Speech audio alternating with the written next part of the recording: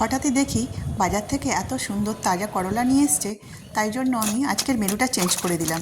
Change করে করলার কিছু রেসিপি করব তাই ঠিক করে নিয়েছি।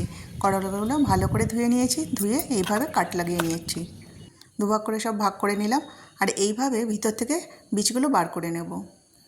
এই বীজগুলো কিন্তু আমি ফেলবো না, এগুলো আমি মশলার মধ্যে ব্যবহার করে নেব। সব কটা করলা আমি বীজটা বার করে এইভাবে কাট লাগিয়ে নিয়েছি। এই দেখুন সব কটা করলার বীজ বার করা হয়ে গেছে। এবার মশলাটা রেডি করব। করলার বীজগুলো পেস্ট করে নেব। আদা, রসুন, কাঁচা লঙ্কা, একটু সরিষা, সব কিছু মশলা একসাথে বেটে পেস্ট করে নিয়েছি। এবার কষিয়ে নেব।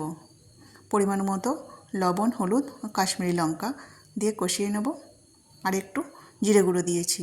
আর লেবুর রসটা দিতে কিন্তু ভুলবেন না, তবে এই মশলাটার টেস্টটা আসবে।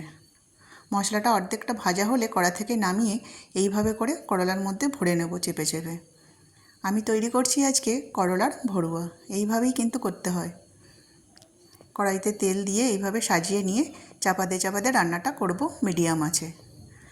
হাতে সময় নিয়েই কিন্তু এই রান্নাটা করতে হয়, আর ধৈর্যও থাকতে হবে।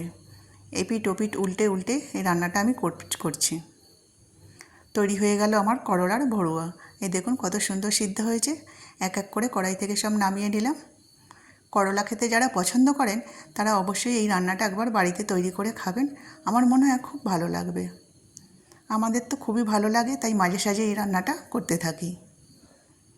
ভালো লাগলে ভিডিওটি লাইক করবেন ও শেয়ার করে দেবেন, আর সাবস্ক্রাইব করে আমার পাশে থাকবেন। ধন্যবাদ।